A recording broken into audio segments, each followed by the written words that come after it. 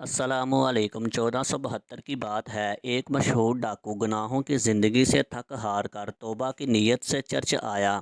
اس دن church میں لوگوں کا ہجوم تھا۔ لوگ پیسے دے کر پادری سے مغفرت کا ٹوکن لے رہے تھے۔ وہ بھیڑ ختم ہونے کا انتظار کرتا رہا۔ وہ آخری گناہ گار تھا جو پادری کے حضور سر جھکائے کھڑا تھا۔ پادری نے اس کے ماضی کے گناہوں کی بخشش پر مبنی ٹوکن دیا اور پیسے جیب میں ڈال کر چلتا بنا۔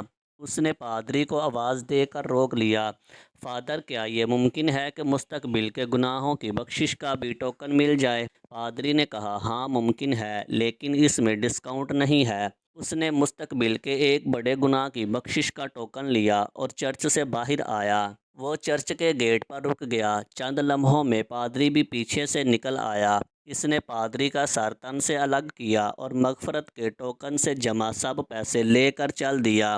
جاتے ہوئے کہنے لگا، مستقبل کے جس گناہ کی بخشش کا ٹوکن خریدا تھا وہ پادری کا قتل تھا۔ کسی نے اس سے پوچھا، اس صدی میں تجھ سے بھی بڑا کوئی ڈاکو گزرا ہے؟ اس نے کہا، بہت، مگر وہ چرچ میں ہوتے ہیں۔